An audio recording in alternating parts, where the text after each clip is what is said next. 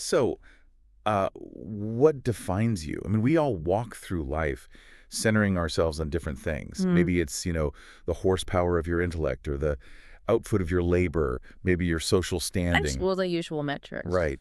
But what if that center, the thing that gives you direction and value, is actually, I don't know, far more profound? Something rooted in like geometry and history Yeah. in an absolute fixed point. Well, that is precisely the challenge posed by our source material today. Okay. We're doing a deep dive into a philosophical address from 1981, The Center in My Position, which it seeks to define human existence not by those social metrics, but by a kind of universal structure. The universal structure. And the starting point for this structure is a really foundational concept. Yeah. Every single person is a dual existence. You have a physical body and a spiritual body. Okay, so if I have two bodies, a physical one and a spiritual one, and the source says they're usually in contradiction, what does that feel like in my day-to-day life? Is that internal contradiction just the simple explanation for why I, desperately want to work out, but I also want to eat ice cream? Or why I know I should save money, but I just impulsively spend it? That's a perfect way to ground it, actually. It manifests as that persistent inner struggle. Right. The mind knows the direction it should follow, which is, for the benefit of the whole being.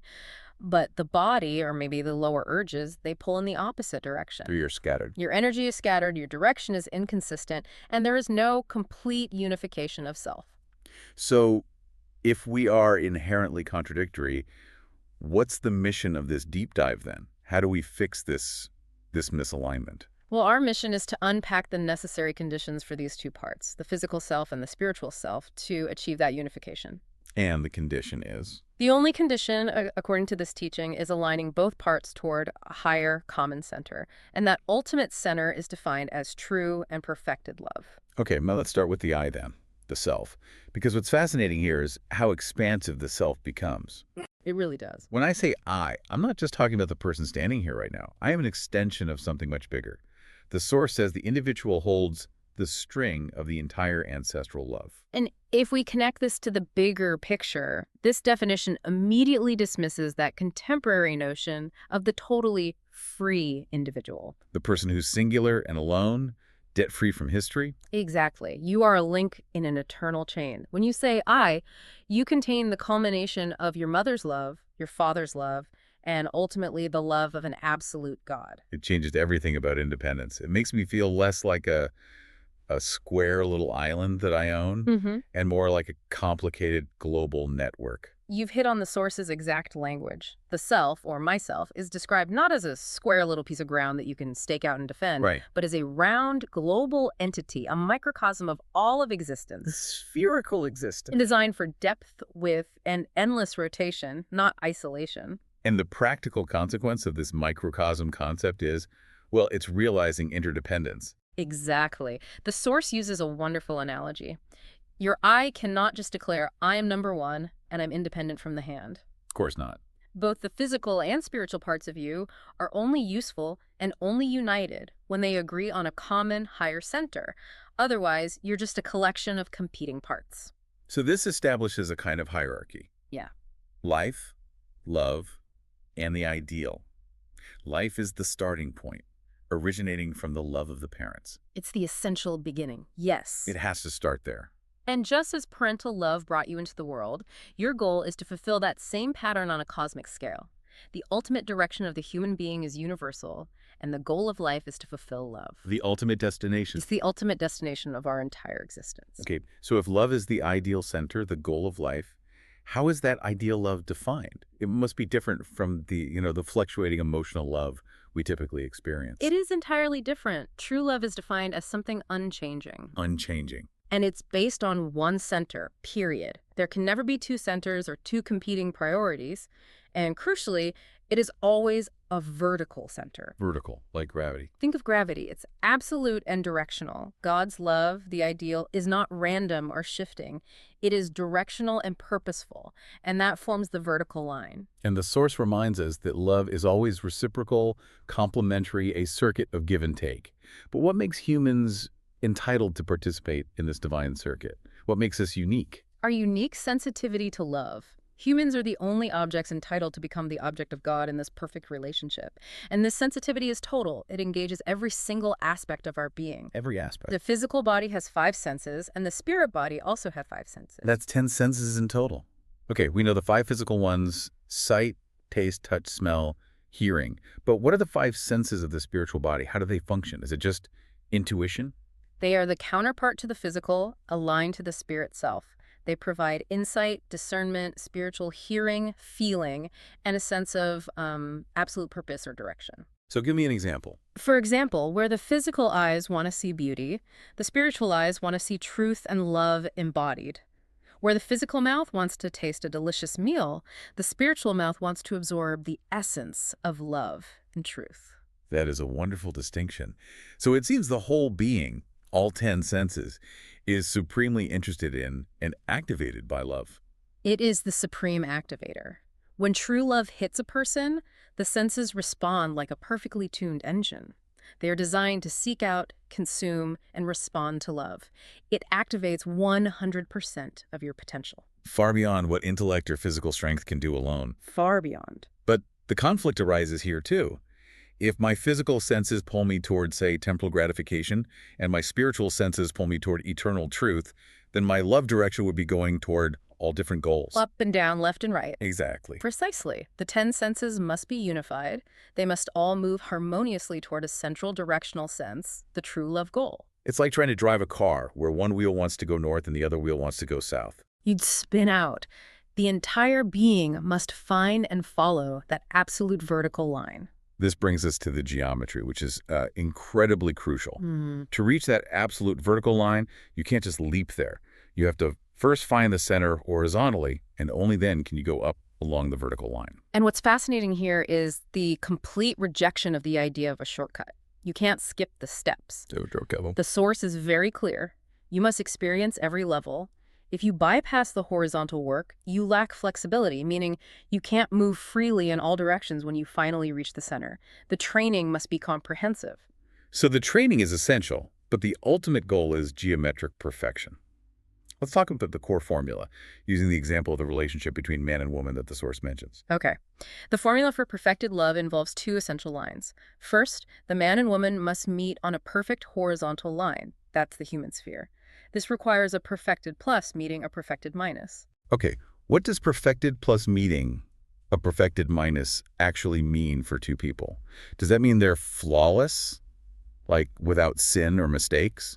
Because that sounds impossible. No, it doesn't mean they're flawless. It means they have achieved internal perfection. Internal. Each individual has unified their own mind and body and centered their 10 senses on true love. That centered individual is the perfected plus or perfected minus. I see. So when 2 internally unified people meet, that horizontal line they create is stable and true. And the instantaneous result of this perfect horizontal meeting is? It automatically invites the vertical line of 90 degrees, the absolute direction of God's love. 90 degrees. The conjugal human love is perfectly horizontal, and God's love provides the perfectly vertical axis. When they meet, it is always structurally at 90 degrees. Like a perfect column resting squarely on a perfect foundation. It's the only way to achieve structural integrity. That raises a critical question. What happens if the man and woman meet at a different angle, say 1 degree or 30 degrees? Well, the source is absolutely emphatic about this. Meeting at a different angle creates unhealthy situations. Unhealthy situations. That intersection is the absolute center, and if the vertical isn't at 90 degrees, the center point shifts. It creates imbalance and instability throughout the relationship and even in the individual's internal life. So the 90-degree intersection is the only stable point. It's the only way to establish a center that cannot be moved by external pressures. So the goal is to create a perfect, sparkling center. The source calls it a lightning flash. When the husband and wife are moving horizontally and God is moving vertically and they meet at that center point, what creates that spark? It's the harmonized energy. You get a sparkling, flashing circle because the 2 contrasting forces, the pulling power of the vertical and the pushing power of the horizontal, are perfectly balanced. That's the moment the absolute love of God grounds itself in a human relationship. That's the idea. But the danger lies in internal misalignment. If your mind and body aren't on that true internal horizontal line, if they're on a slanted line, The vertical line cannot be at 90 degrees. It can't. So if my mind and body are pulling me slantwise, the spiritual result is literally a geometry that causes pain. That is the consequence. If your internal self is turning on a slanted line, the resultant shape cannot be a perfect circle. It has to be oval. An oval. And when that oval shape is turning inside of you, it creates excessive friction and pain. The physical and spiritual parts are constantly grinding against each other. But a perfect circle. The perfect spherical circular center, however, is quiet, perfect, and can turn infinitely without suffering or pain. That frictionless existence is the reward of internal unity. That makes the difficulty of the training so much more relatable. Maintaining that perfect horizontal line, internally and externally, requires intense, constant perseverance to avoid the friction. It is described as very difficult to maintain. And the source stresses that before anyone even worries about finding a spouse, they must achieve their own perfection first. So that internal unity of mind and body. Centered on true love, yes. Yeah. The source says teenagers have fantasies precisely because they are searching for their stable position, their point of settlement in the universe's dual layers. And the training process sounds like an endless trial.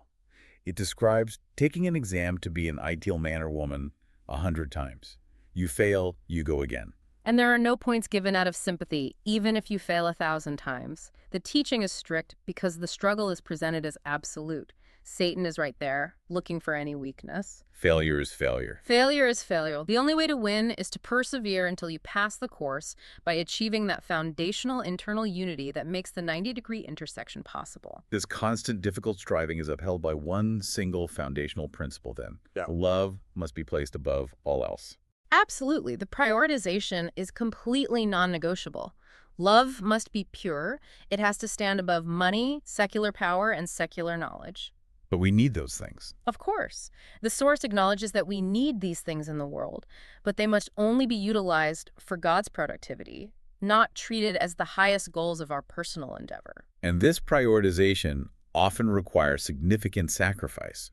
The source details giving up, say, an education or a glorious career to go the route of fundraising or witnessing. You're sacrificing temporal goals to maintain that proper horizontal level, yes. So that horizontal level must be protected. It must be. Trying to compromise the mission using Machiavellian methods just to keep your career or increase your bank account, the source says, will never bring lasting results. The focus must be on making that dedicated horizontal line endless. So that love and joy become endless. That's the connection. And the center itself, that true center where God dwells, is described as unchanging. It doesn't matter if that center expands to the family level, the national level, the worldwide level. Or even the cosmic level, the axis remains the same. The structural center is absolute and unmoving. That's key to understanding your own eternal value. It is. The source says that as long as your center is correct, the horizontal and vertical lines are correct, then even if your external shape, meaning your social standing, your wealth, or even your physical appearance is ugly or odd,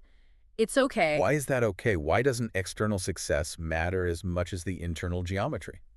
Because the center determines the truth and value. The external shape can be altered, you can smooth it out, you can polish it up once the structural integrity is sound.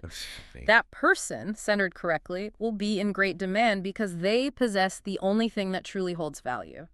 A perfect, frictionless center based on true love. So we start as a small particle, but by striving for this unified 90-degree centered existence, the individual becomes something enormous. Something huge. It's a journey from contradiction to giant. The individual becomes a giant, a flag bearer of the love of God. As long as you are a link along this vertical chain connected to the absolute center, you never truly die. You live on with history. But you said something even more striking. I did, and here's maybe the most striking claim in the entire address. By achieving internal unity, you can activate God and his love. Wait, we activate God. That sounds like a radical inversion of traditional theology, where humans are always dependent on God's initiative. I know, but the source is explicit in assigning this power to the perfected individual. The claim is that when the individual moves, God moves along with them, paralleling all actions. So you, through your dedication, take the initiative. You take the initiative to expand the center. True love is described as the key that opens any door. If God were hiding in a big safe with a 1,000,000-digit combination lock, With the true love key. it will open easily and automatically. That assigns an incredible amount of power and importance to the individual's effort and dedication to this one absolute center. It makes the struggle for perfection not just a personal journey, but a cosmic event. It connects your smallest action to the largest possible outcome. Indeed. We've spent this time talking about geometric perfection and the necessary focus on true love. We learned that in the spirit world, a dollar bill is worthless, secular knowledge is superseded by God, and worldly power is meaningless. Hmm. So if the ultimate destination of your life requires only true love to unlock eternity, and everything else you accumulate, money, titles, prestige, is unspendable there, how does that fundamentally change the value you assign to your actions today? We'll leave you with that massive question to chew on until our next deep dive.